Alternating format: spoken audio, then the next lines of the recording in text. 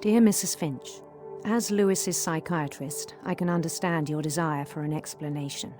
As I see it, the trouble began in January, shortly after we convinced your son to seek treatment for substance abuse.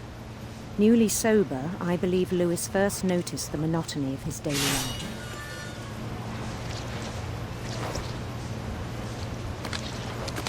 He kept working at the cannery,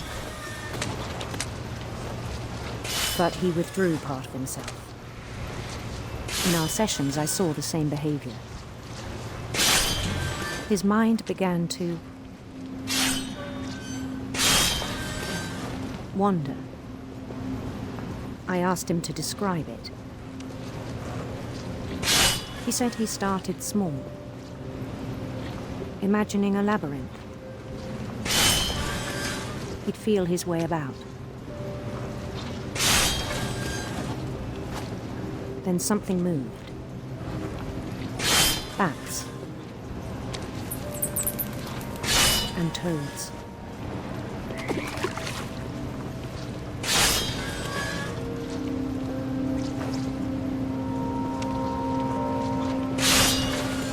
And things that have not names.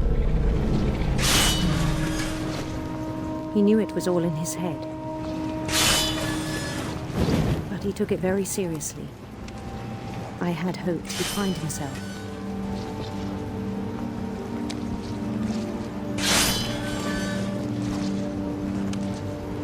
But he found something more.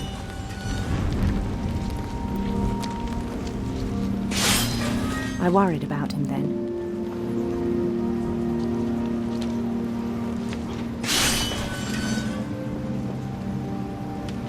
Daydreaming at the cannery.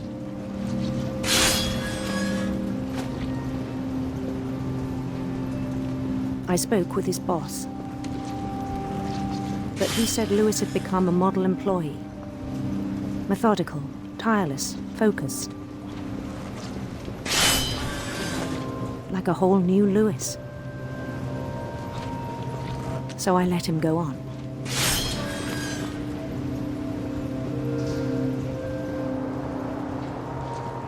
I even encouraged him. It seemed very promising at first. He told me he'd made a new friend.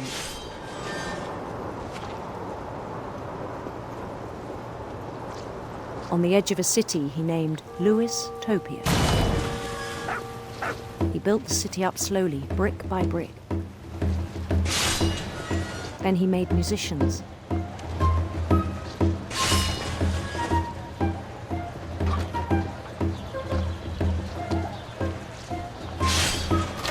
And songs for them to play.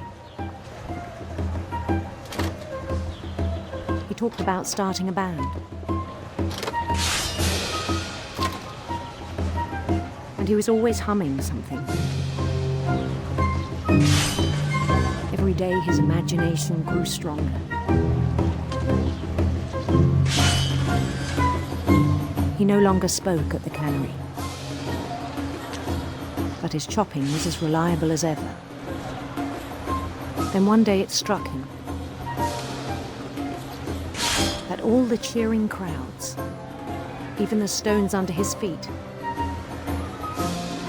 were all in his imagination,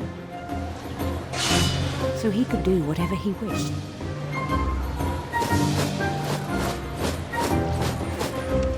He held an election for mayor, and he won. They begged him to stay, but his mind was already wandering. It became a game for him.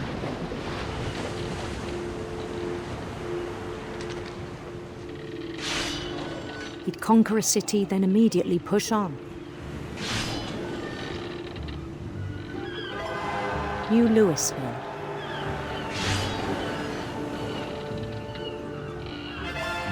St. Louis. He started drifting away from our reality.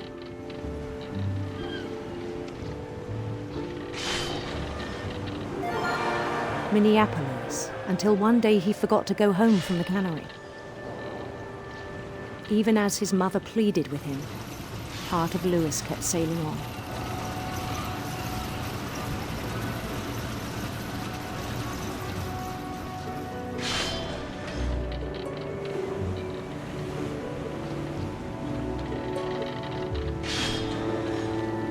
In Louisburg, he heard rumors of a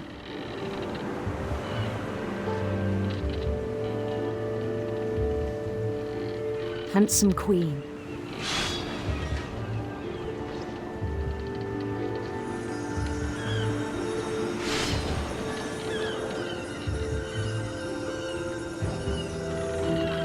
The queen was on her own quest for sinister serpents.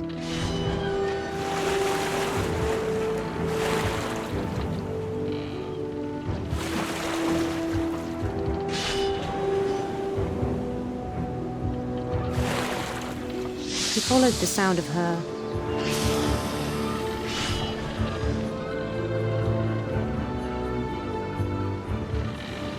silver harp.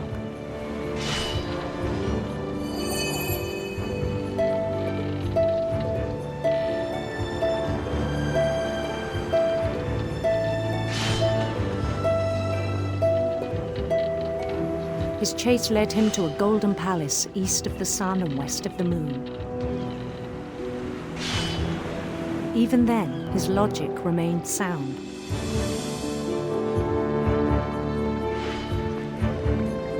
He knew the world was all in his imagination.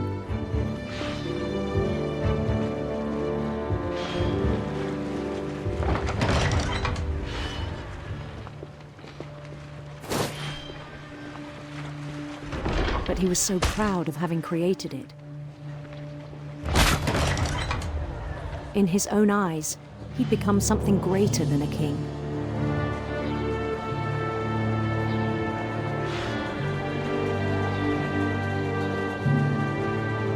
For someone who'd never known success in the real world, I think it was overwhelming. And then it struck him that the real Lewis was not the one chopping salmon, but the one climbing the steps of a golden palace.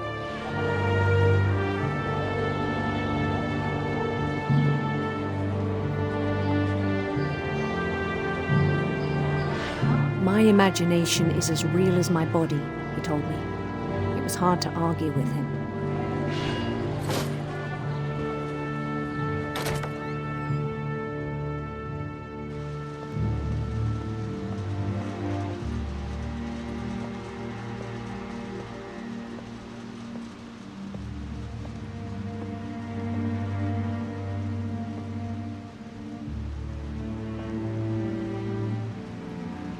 Began to forget the world we know.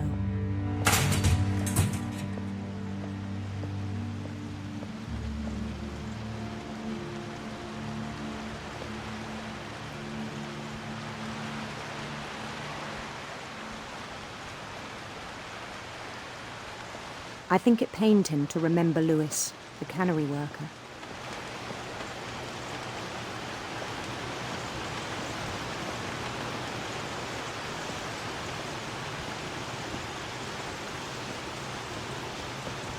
He began to despise the man with a royal contempt.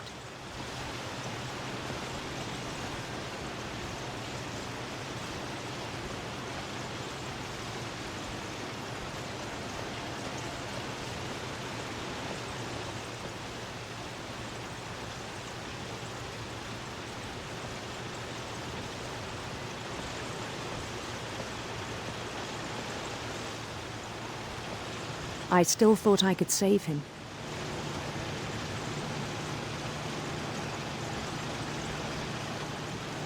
Even after he said he was being crowned king over all the lands of wonder.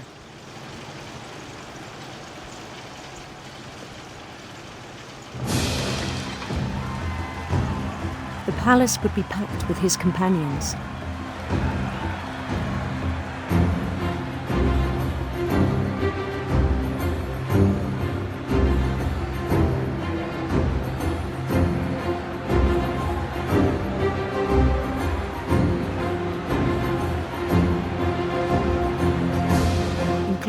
wise calico who'd insisted on advising him.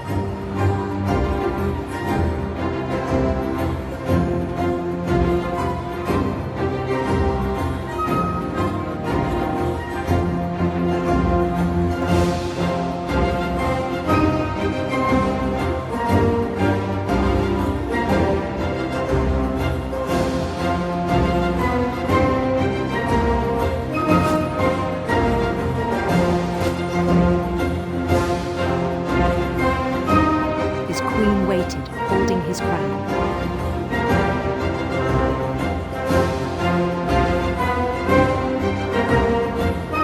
There was only one thing left to do.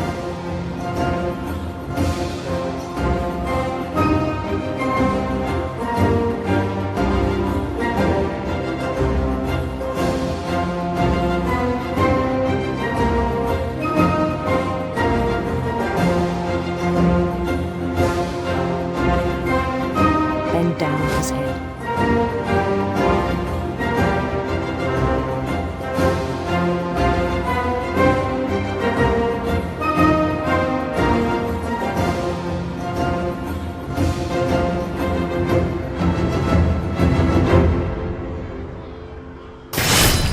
And the rest I think you know.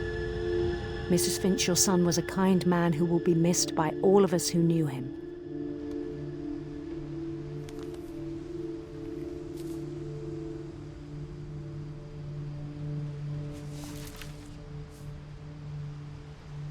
My brother was really cool. I wish you could have met him.